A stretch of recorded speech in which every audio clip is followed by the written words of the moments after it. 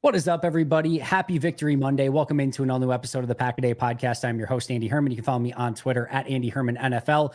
I'm joined once again by my favorite two new partners, Nathan and Tyler. Easy for me to say. You can find Nathan, of course, on Behind the Bucks Pass, covering the Bucks, of course, covering the Packers here on the Pack-A-Day Podcast.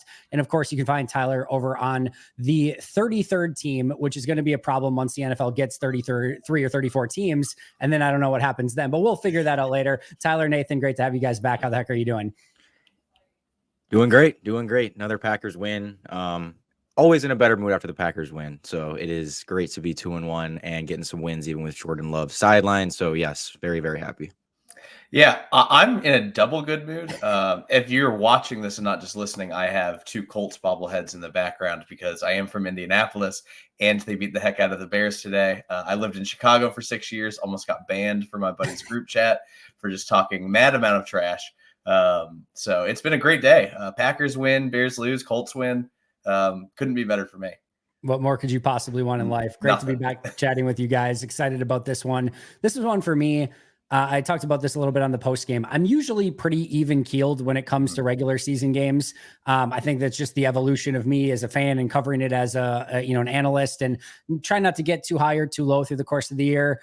This was one I was pretty geeked out about because I thought just going into Tennessee, second week of a backup quarterback, and week one, maybe you can do enough smoke and mirrors to kind of pull it off and maybe get through it. And it's like, can they really do it for a second consecutive week?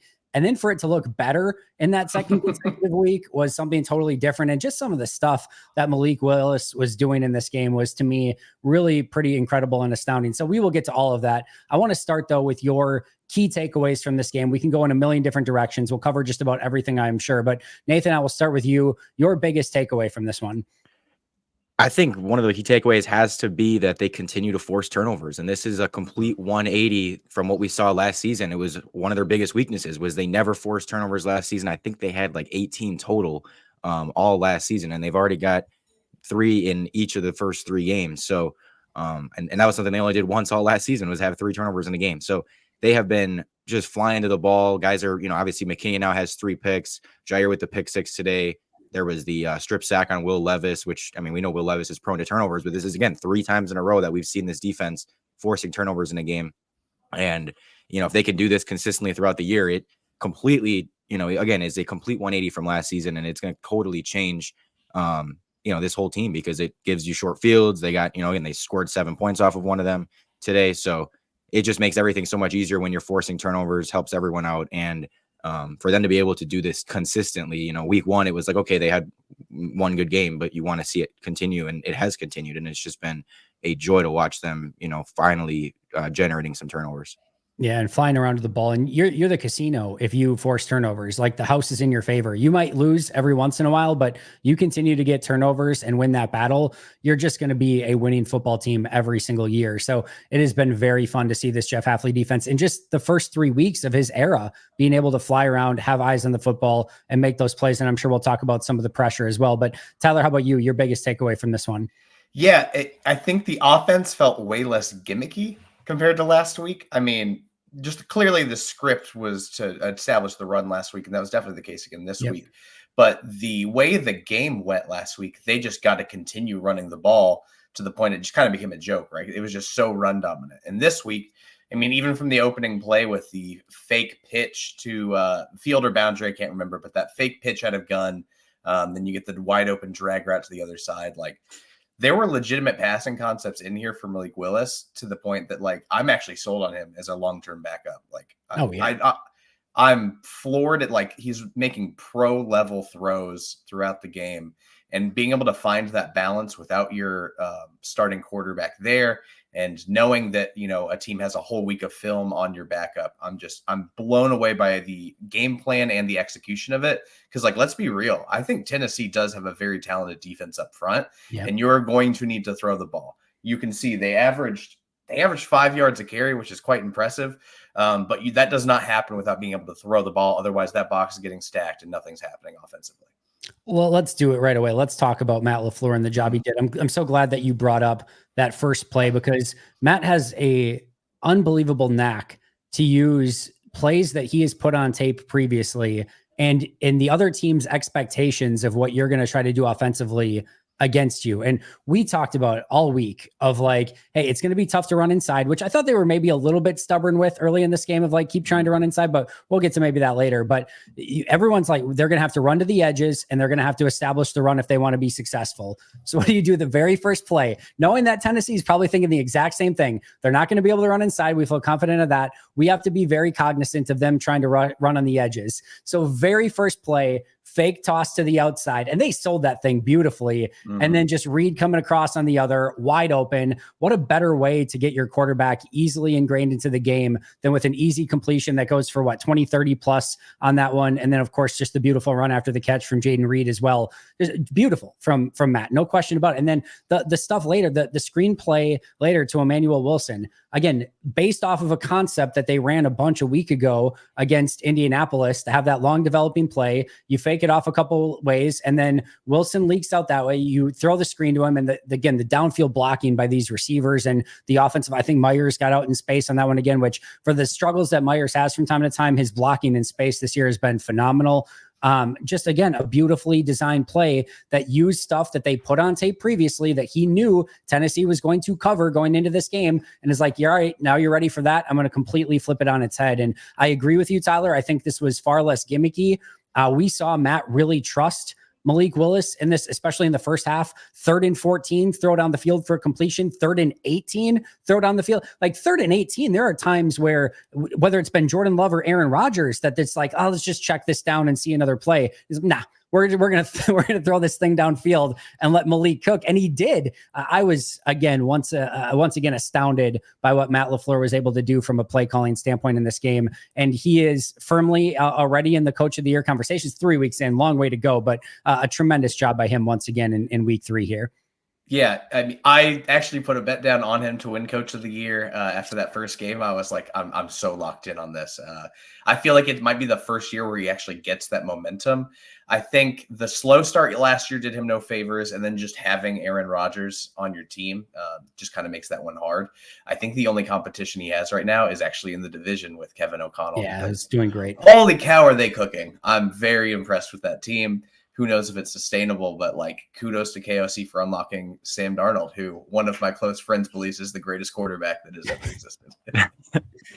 Yeah, LaFleur has been awesome. And, it's 2 weeks in a row now of just like a perfect game plan going into, these games without Love. And as you said, obviously this was going to be a harder game to run the ball in. You knew you weren't going to have as much success just running it up the middle as you did against the Colts.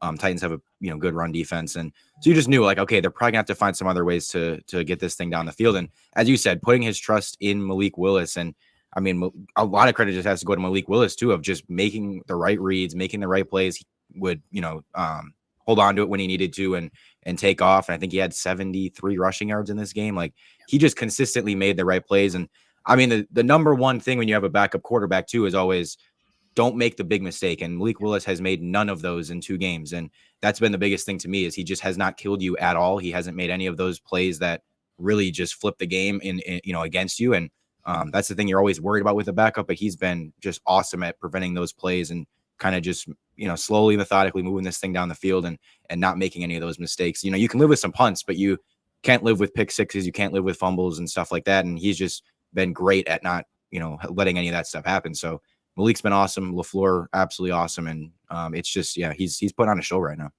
It's interesting, the dynamic between those two, because it has seemed to have worked very well the last 2 weeks. And that brings us kind of into a perfect transition into Malik Willis. 13 of 19, 202 yards, 1 touchdown through the air, 6 carries, 73 yards, and a touchdown on the ground, amounting to 275 total yards from scrimmage and 2 touchdowns. With, like you said, maybe the most important aspect, no turnovers.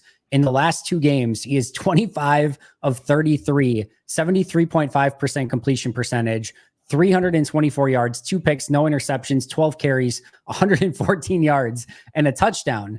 This is a dude that got traded for a throwaway 7th round pick 3 weeks ago by the team the Packers just beat, where they had Will Levis at quarterback, not exactly tearing the roof off of things. I had somebody message me because I'm like, man, this had to be demoralizing for the Titans and their fan base of like seeing Malik Willis come in. He's like, it has split the fan base. He's like, they are devastated seeing Malik Willis come in and have that sort of effort and have that sort of game. It goes to show you, like, we talk all the time about all the moves that are done in the offseason and the draft picks, and it's all fun to talk about, but there are organizations that are just leaps and bounds ahead of others when it comes to organizational development, organizational just structure.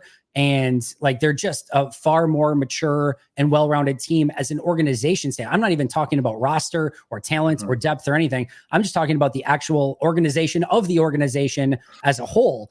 And to me, the Packers are way up there when it comes to, Brian Gutekunst and Russ Ball and Matt LaFleur and the entire structure of the organization. And it's really been, decades, although going all the way back to Kevin Harlan and Ron Wolf. There's maybe a small blip in the radar in the Mike Sherman era, but then you go to Ted Thompson, Mike McCarthy, and now, of course, Brian Gutekunst and Matt LaFleur. What they're able to do from an organizational standpoint is super impressive. And you see some of these other organizations that are trading their entire stockpile of everything for Bryce Young or Deshaun Watson, and it goes completely wrong. And you see some of these, like the Browns are a great example of, they drafted Baker Mayfield, pretty darn good quarterback, but because they're a complete nightmare of an organization, they can't figure it out. He goes to Tampa and tears it up. Like Sam Darnold and Baker Mayfield were both in Carolina and they can't figure it out. And now you're seeing what Darnold is able to do in Minnesota. You're seeing what, obviously some of these teams like the Bears and the Browns still can't develop these things. And Green Bay brings in Malik Willis for a 7th round pick and they figure out a way to make it work. And a large amount of credit to Malik Willis as well for what he has come in. He's been super even keel, but just I'm running out of words to say about how the organization has handled this as a whole. So I want to touch on that because, obviously historically an incredibly stable franchise the Packers have been. But I think the biggest difference with Brian Gutekunst to the Ted Thompson era is how impressive and feels kind of different their pro personnel department is. When I hear pro personnel department, I think of all these splashy free agent moves, all these big signings. But for the Packers, like the last few years, it's been Malik Willis.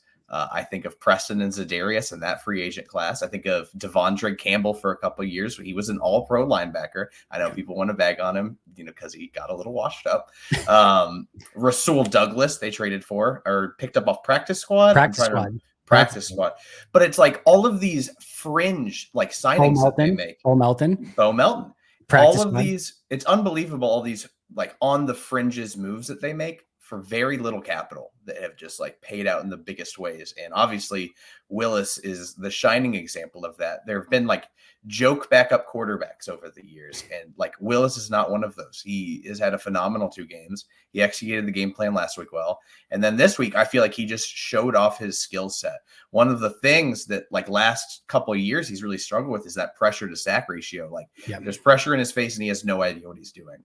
I thought today, the past 2 games, I've been floored with when he has pressure, his ability to evade and either take off with his legs or just find ways to extend that play. It's just, he had 1 sack today I wasn't in love with, but other than that, I'm very impressed with. He looks like a different player. Yep.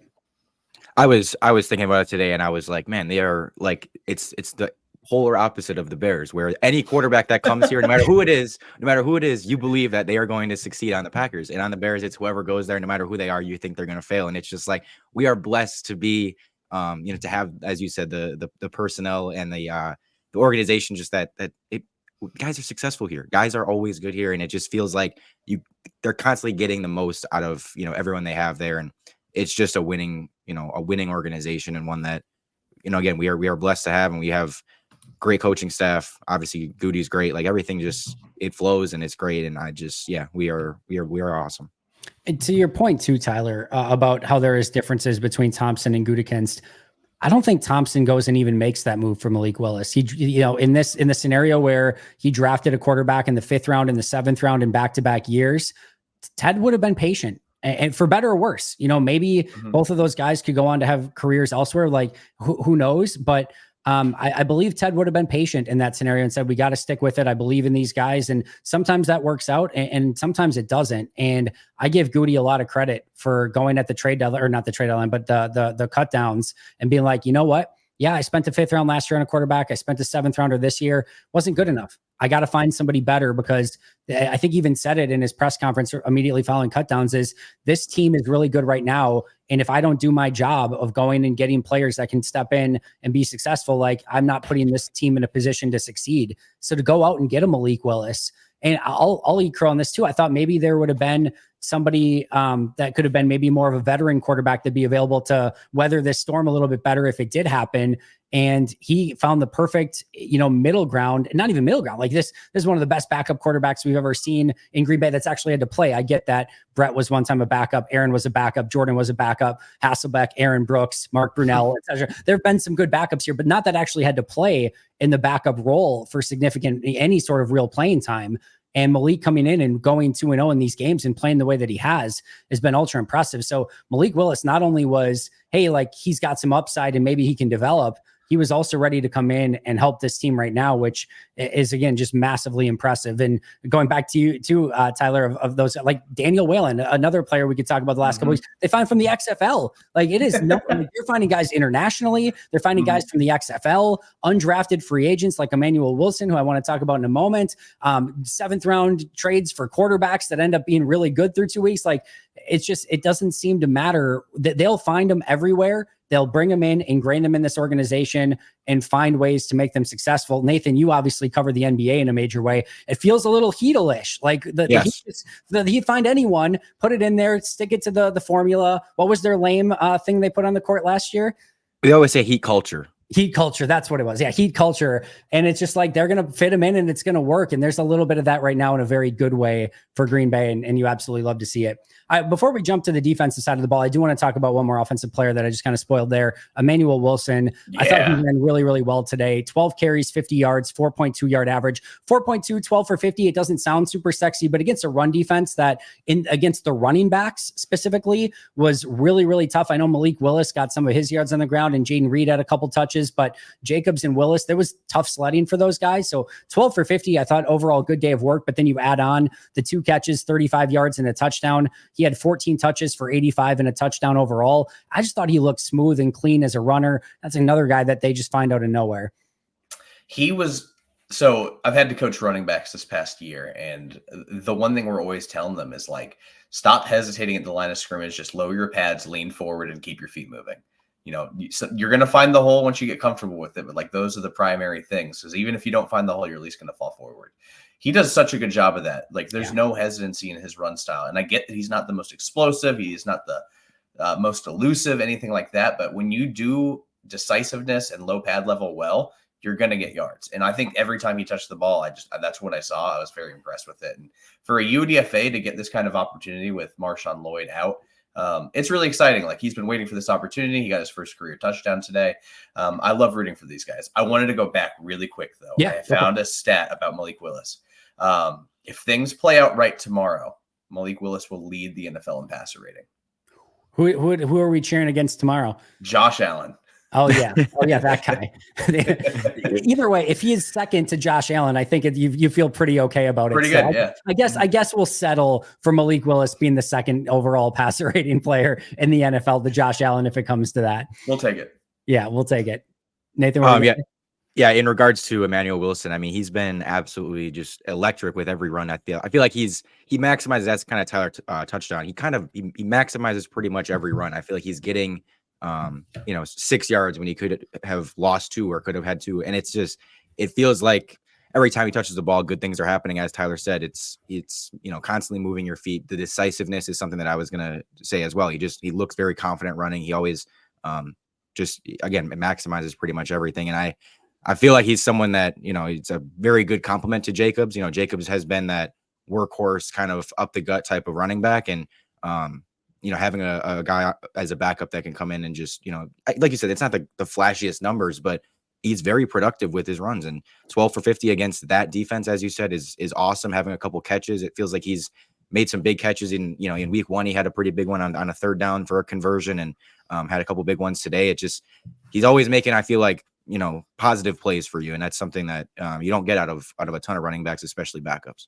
And it's great to see him catch the ball out of the backfield a little bit better. He had a blitz pickup last week that was awesome. Had another good one today. So his all-around game is coming together. And the one play in the backfield where he was probably dead to rights at about like -3, -4, and he created like a 6-7 yard run out of it. Like those are the things that are impressive. And I'll also say this, and this is not to drag, AJ Dillon here. We don't need to tear one person down to bring another player up. But sometimes what AJ was a struggle with is he was just, once he got going, it was getting going, but it was straight line. There was no this or that. Like there's no shiftiness to what he was doing. And with Wilson, you watch, and it's ever so subtle, but he's going north and south, fast and physical. But there's a little bit of just like a little wiggle to what he's doing, and just a little elusiveness that is just a little bit of a difference that makes him more of like that moving target and makes it a little bit more tough to bring him down. To me, that is a big difference, and it's something that is kind of setting him apart as that really good backup running back right now. All right, let's go to the defensive side of the ball because a ton to talk over here as well. 8 sacks, 3 turnovers, 14 points allowed, but a net 7 if you include the fact that Jair got 7 of his own on the defensive side of the ball. The running backs in this game for Tennessee, 8 carries for 21 yards. Kelvin Ridley, their star receiver, 1 catch, 9 yards. Of course, David McKinney gets a pick, and Egbari gets a forced fumble that's recovered by LVN. Jair gets a pick 6. Just a really, really great performance from the defense. Nathan, I'll start with you. What were your takeaways on the defensive side of the ball, or anything that just stood out to you? Yeah, I mean, finally, this pass rush kind of just came alive, and it was something you were hoping to see because they had disappointing first couple weeks, but they were just absolutely insane today. And several guys. I mean, you mentioned how many guys played well today, but it was a combination of so many guys just having monster days. Wyatt was great, and Egbari was great. Preston Smith was great. And yeah, the corners played really well. It was like a dream day for the defense, something that, these are games we haven't really seen much from the Packers in recent years. It's a game where you're both forcing turnovers, getting to the QB, just a different type of Packers defense. It just feels like, this is just something that feels like the tides are turning a little bit with this defense, because we did not see this much with Joe Barry. We didn't have many games where you felt like the defense was really making, a stamp on the game. It always just felt like again, they would never force turnovers. They didn't really have many splash plays, and they were so good today. As you said, the completely shut down the running game. I mean, 8 carries for the 2 running backs is crazy for only 21 yards. And yeah, shutting down Calvin Ridley. I mean, 1 catch for 9 yards. He's definitely their go-to target, and being able to just basically take him completely out of the game, and that changed a ton. So yeah, 7 points allowed, 8 sacks. I mean, anytime you have more sacks than points allowed, I think that's a pretty good thing. Love it. Tyler? I really enjoyed that of the 8 sacks, 7 different players were credited with at least half a sack. Like, it was a clear group effort. And I'll be honest, like, I still don't think it's where it needs to be at as far as a pass rush. I just think that Titans defense or offensive line was just absolutely terrible.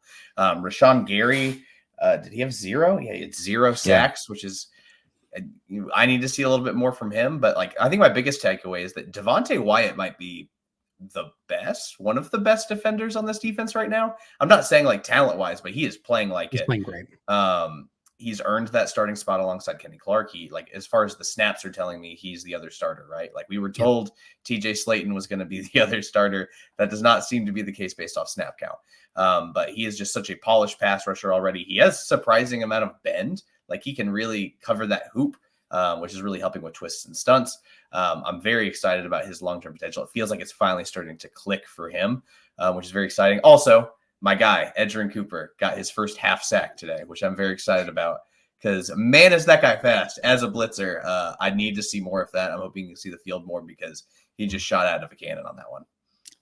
I talk about this probably too often, but there's a play in camp still where he just shot from the linebacker spot to a blitz, and Paul Brettel and I both just looked at each other at the exact same time. We're like it was just so different in the speed that he has. And you can tell you want that guy in the field just because you can do so much with him from a scheme standpoint of, like, you can bring him on blitzes, you can spy the quarterback, you can get sideline to sideline. I know he probably has a lot to do still in picking up the defense and making sure he's aligned correctly in the right spot at the right time. But my goodness, when you do some of the stuff like that with him, he's going to make an impact. We saw him on that play. Was it Philly where he shot into the backfield and batted the ball down? Like, just a special freak athlete. And if they can, just kind of get him playing at the level that he's capable of playing at, look the heck out, because we've seen the talent in flashes. So I thought Jair really great in this one. Him shutting down Ridley, I think, was a huge key. I know Stokes gave up a couple plays to Hopkins. I thought Hopkins had a nice game, couple tip your hat moments to him, but Ridley could not get going. Then of course Jair has the pick six as well, which was such a monster play in this game, because it's 10-7 at the time. And Green Bay had just drove down, but kind of stalled in the red zone. The Tennessee Titans offense went down and scored on their first drive. And you're thinking, all right, can the defense respond? And all of a sudden it's 17-7. And it's an entirely different game from that point forward. And to the point where probably they didn't feel as comfortable developing the run with Tony Pollard and Tajay Spears as much the rest of the game. And that creates more opportunities for Will Levis to do bad things. And Will Levis did some bad things. And I thought that was exciting. To your point, Tyler, with Devontae Wyatt, I mean, the dude's a freak athlete, and just not many humans can move the way that he moves for his size. And you're seeing, like you said, some of the bend around the edge, but just his first step quickness, his ability to get an arm over and just explode into the backfield. And I thought he's actually been better, where there'd be times last year where he would get that arm over and explode into the backfield, but it was almost sort of like out of control. And he would just kind of go right by the quarterback. And then all of a sudden the quarterback escapes, and finishing was a problem for Devontae. And now it seems there's almost a little bit more patience, and it's more of a cohesive pass rush with the entire rest of the group. And I thought they did a great job with that today. And then with Rashawn, I think we all want to see a more dominant impact from Rashawn Gary, because we know he's capable of it. I will say, had the sack on third down that was wiped out by Preston Smith on that the neutral zone infraction, which was frustrating. But that would have been a sack for Rashawn. He also had the pressure on LVN sack where he wins, and it's Levis then has to escape out of the pocket or try to, and LVN chases it down from behind. I thought he was good against the run. He was in on, I think, on the play where Edgerrin Cooper had the sack.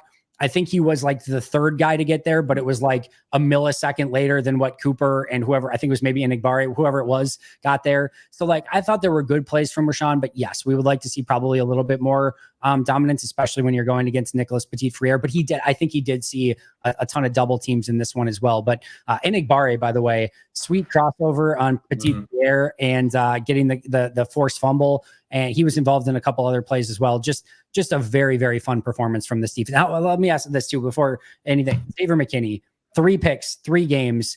You talked about, Tyler, from a pro personnel standpoint of finding some of those diamonds in the rough. It's also important that when you pay a dude a massive amount of money, that you're paying the right dude. Xavier McKinney is the right dude for this defense.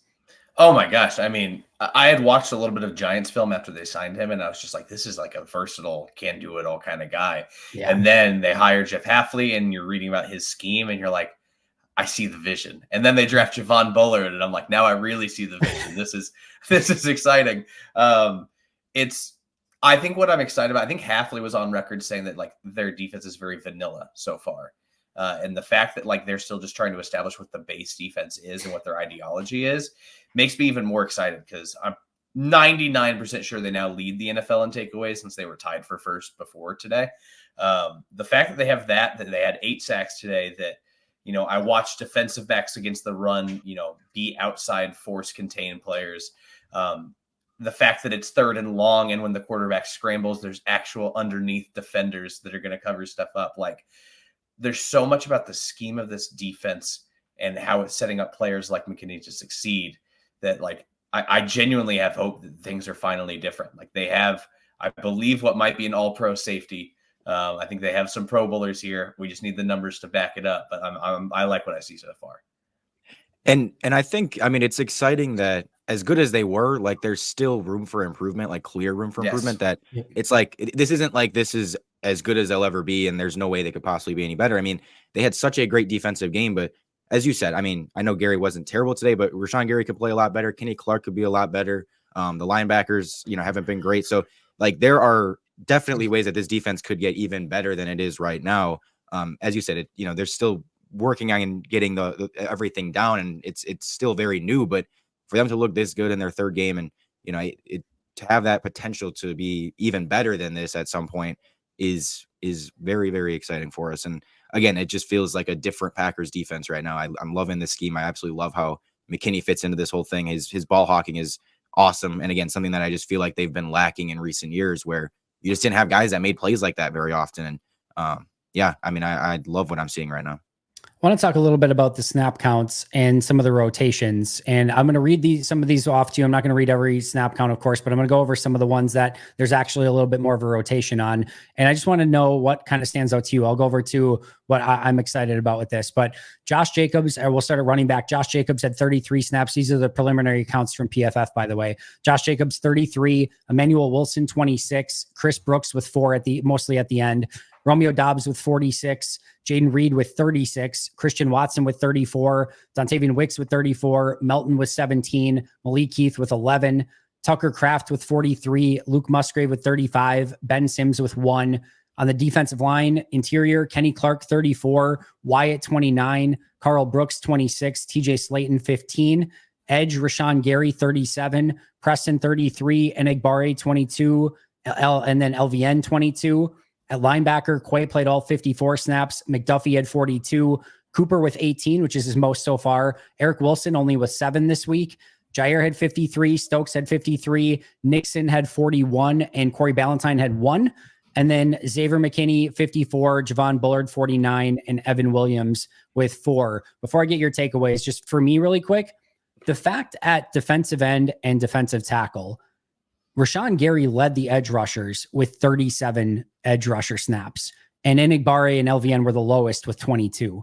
And at defensive tackle, Kenny Clark led with 34, TJ Slayton with 15. This is not like, there would be times throughout Kenny's career, he's playing 60-ish, 55, 60 snaps per game. And we would see some of these edge rushers be close in like the 50-ish range for the overall snaps in a game. Nobody's even sniffing 40. Rashawn at 37 is the highest snap count for any defensive lineman. The fact that they can rotate through those 8 guys, Clark, Wyatt, Brooks, Slayton, Gary Smith, LVN, and Enagbare, and not overtax any of them. And there's never a point. There would be times in the past where, like, I remember specifically, even I think it was last year, where it would be Rashawn and Preston were out at the same time. And it'd be like, you just didn't see the same pressure. There'd be times where it was like, not in going back a couple of years, where it'd be like Justin Hollins was out there, or like, it would just be players and like, they couldn't do anything. There's never a point right now. Like, you can put any of those 4 guys in, even if it's LVN, Enagbare, Carl Brooks, and TJ Slayton, right? Like, arguably they're maybe the worst 4 of that group. I feel very confident still that that's not like a, oh my goodness, I can't believe that they have those 4 guys out there. So I think that's my biggest takeaway is I love the rotations, that all those guys are getting snaps. They're all being impactful and nobody's getting overtaxed. Yeah, the rotation is massive. I've been dreaming of this for years. That year Zadarius Smith was out basically the whole season and then came back for the playoffs. It was like, wow, they might actually have a rotation of pass rushers, which was just unheard of. And it hasn't been the case until it feels like maybe the tail end of last year when some guys started emerging. It definitely is the case this year. Like, the amount of depth is outstanding. What stood out to me was linebacker.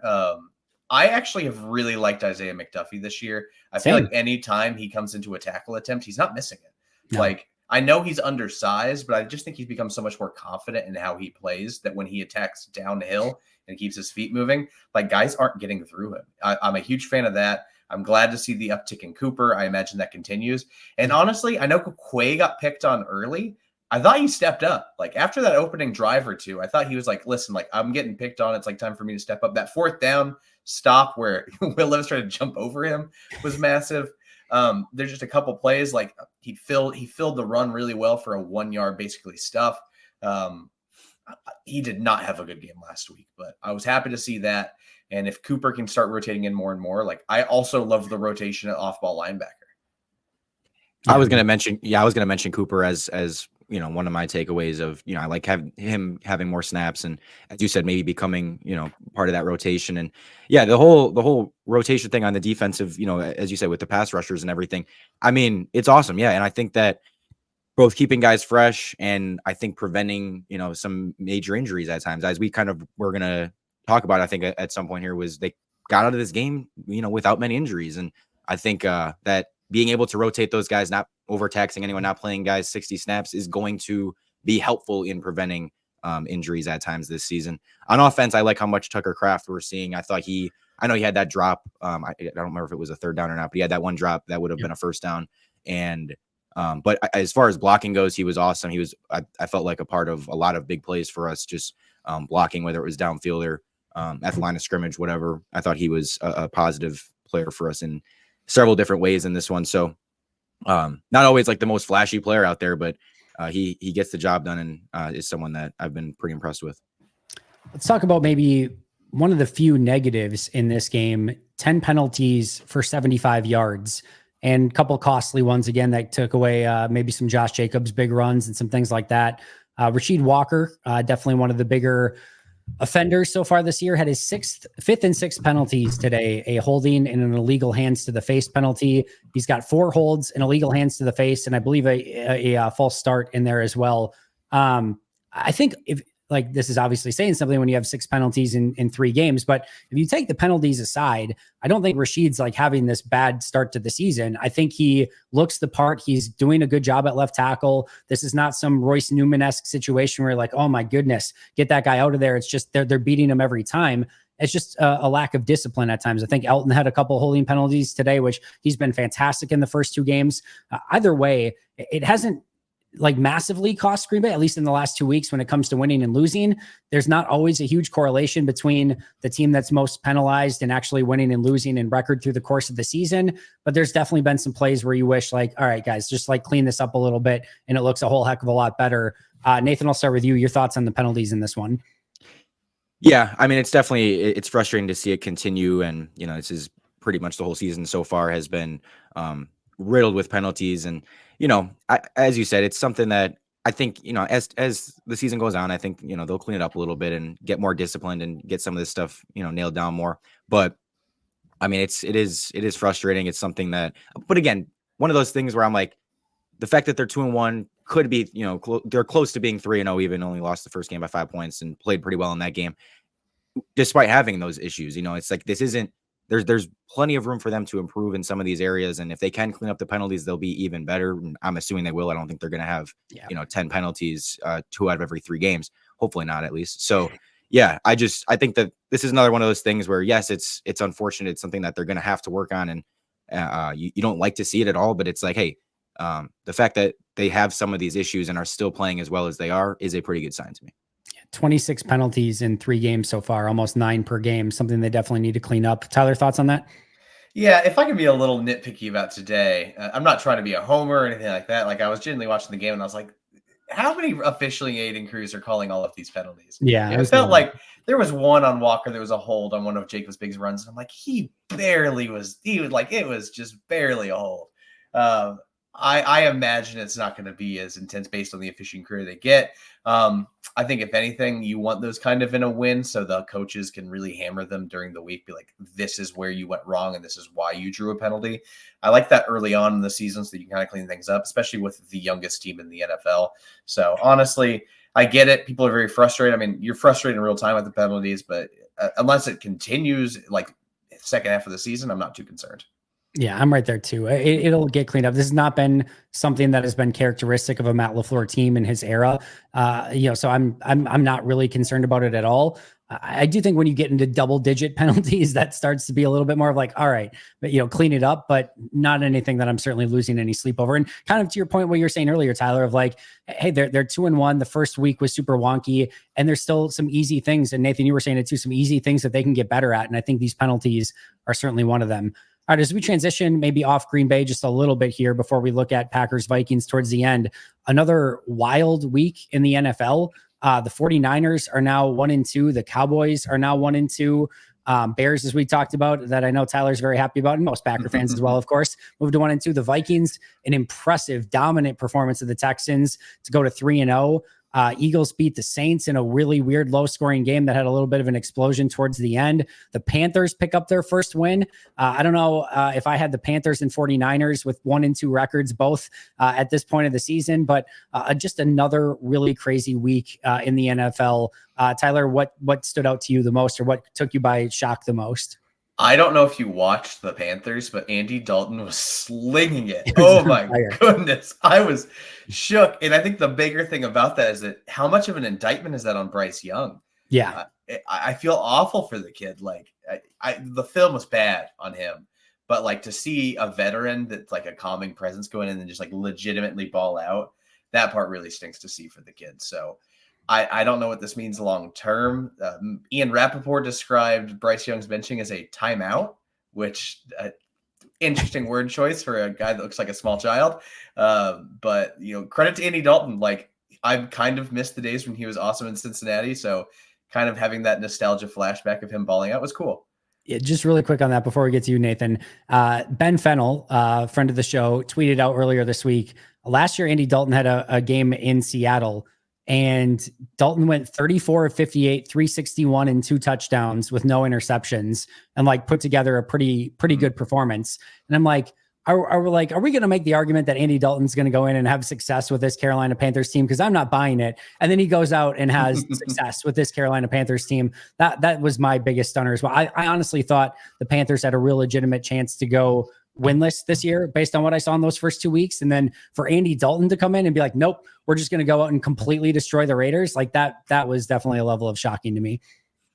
Yeah, the Panthers game was definitely an eye opener. And as Tyler said, like to see Andy Dalton go in there and just start tearing it up was like, holy cow. It's one thing if he took over and, okay, they score 20 points and maybe sneak out a win and you're like, oh, wow, that was pretty impressive. For them to put up, what was it, 33 points, 36 points, whatever it was, compared to what they were doing the first couple of weeks is pretty crazy. So the other teams, I mean, I thought the Ravens getting a win was huge. They needed that after those first 2 games they played were both, ones they go leave those games and say, yeah, we probably should have won, both of those games, or at least could have won both of those games. And I know the track record of, teams to make the playoffs, let alone win the Super Bowl after starting 0-3 is not very good. So they needed a win today. Got it. I know they hung on. I mean, the Cowboys nearly came back, but needed that win and got it to get to 1-2. And I mean, the Vikings are really, really impressive right now. I know Darnold got hurt, and we'll see what happened with him. And I think he's going to be okay going forward. He came back. Yeah, I know they said they needed to do like an MRI or something, but yeah, gotcha. I'm assuming he's fine. But yeah, I mean, they look fantastic. Absolutely just destroyed the Texans and completely shut down, that offense. So yeah, they look really good. Aaron Jones had a nice day today, and Jefferson continues to be really, really good. So that's a team that is definitely surprising some people. And I think when McCarthy went down at the start of the year, everyone kind of just crossed them off as a team that kind of, hey, we can kind of forget about them, and not so fast. 8-4 start for the NFC North, despite the Bears being 1-2. And yeah, I had the Vikings as one of those teams that would be a pain in the ass to play. I didn't know quite this much of a pain in the ass. Like, they are really, really good. And they did it today without Addison, without Hawkinson. You talk about a team that has the ability to get better just based on some of those guys returning from injury at some point this year. That team can be really freaking good. And I'm with what Tyler said earlier. If there's somebody that's going to compete with Matt LaFleur for that coach of the year right now, I'm a huge fan of O'Connell. I think he has done a tremendous job in Minnesota, and that has been a remarkable job that he's done. I hate to say it. I'm not exactly thrilled about it, but he's doing a tremendous job in Minnesota, and their 3-0 start with wins against the Texans and 49ers these past 2 weeks. Big time stuff for Minnesota. That's going to be a heavyweight fight going into next week, earlier in the year. I'm excited about that. Let's wrap with that. Packers, Vikings, Lambeau Field, noon game. Really a massive game in the NFC North, with the Vikings sitting at 3-0 and the Packers at 2-1. Could go a long way in helping determine this division down the road. Tyler, your thoughts on this matchup, and most importantly, Jordan Love going to be the starter this week? Yeah, it seems like all signs are pointing towards him being the starter. And I think the thing I'm going to be watching closely if that happens is, how is a probably not 100% Jordan Love going to handle a Brian Flores defense? He loves to disguise stuff. He's all over the place. You've probably seen that clip by now of Brock Purdy going up to Brian Flores like, yo, your scheme is crazy, which is probably the nicest thing a quarterback can say to a defensive coordinator. Yep. And also, that guy was just looking intense as hell today on the sideline. I was a little intimidated watching that game. So very curious to see how that goes, and just to see if, how rusty is Love, how hobbled is he? Because, if they can win that game and he can move that offense against a Brian Flores defense, I'm pretty excited. Nathan?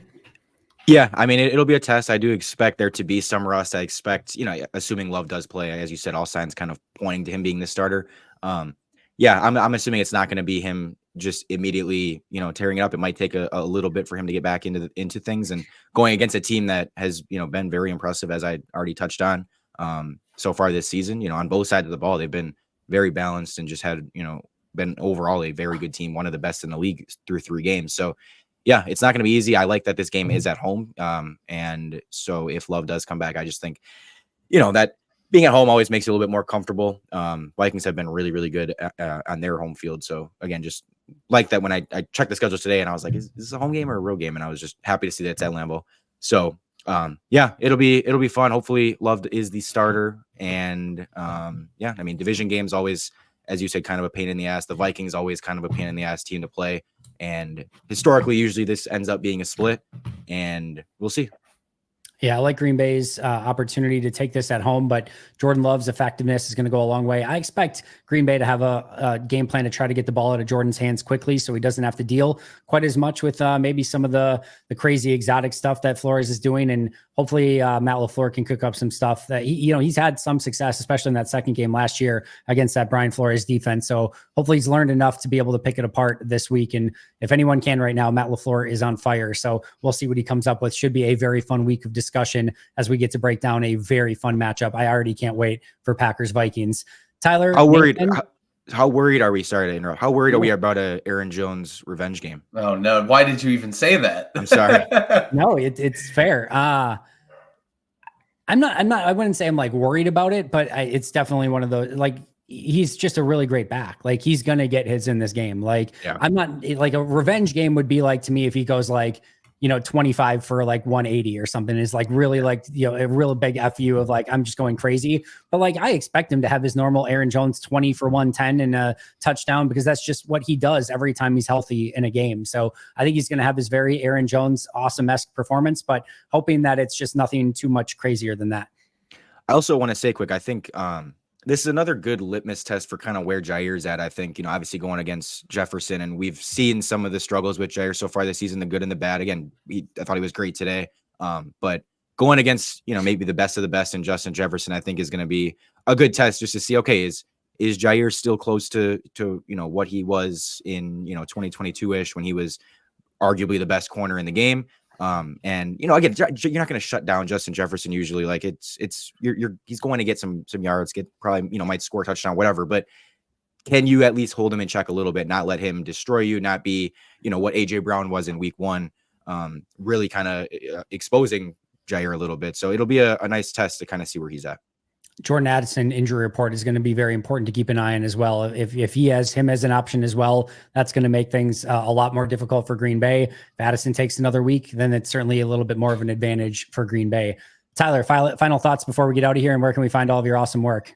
No, I'm just excited. First divisional opponent. Hold on, I'm doing the math. Yeah, first divisional opponent. I can't believe we're already this deep into the season. We got high school, college, all of it. I'm overwhelmed right now. You can find my work over at the 33rd Team. Today I wrote about Malik Willis and how he probably not only saved the Packers season, but also his own NFL career, and currently wrapping up a piece about what's wrong with the Cowboys. And sneak peek, I'm talking to a Hall of Fame coach later this week about how coaching is helping this new group of unproven quarterbacks, the Derek Carrs, Sam Darnolds, Geno Smiths, and what's going on there. Very excited about that piece to come out. Love it. Can't wait. Nathan? Yep. And then I am on Twitter at Nathan Marzion. And as Andy kind of said at the beginning, I do a lot of Buck stuff, and I write for Behind the Buck Pass on Fansided. So constantly doing, Bucks content, and season's coming up in about a month. So yeah, I'm excited for Buck season, but as Andy kind of said, I do other Packers stuff, Marquette basketball, just sports in general stuff. So yeah, mainly on my Twitter at Nathan Marzion. In like a month from now, it's going to be very difficult for me just not to start asking you Bucks questions in the last 5 minutes of every episode, because it's going to be a fun team to talk about this year as well. Make sure to follow both of them at Tyler D. Brook and at Nathan Marzion over on Twitter. You can find me at Andy Herman NFL. You can follow the podcast at Pack a Day Podcast. For Tyler, Nathan, and I, that's going to do it for us. But until next time, and as always, go Pack Go.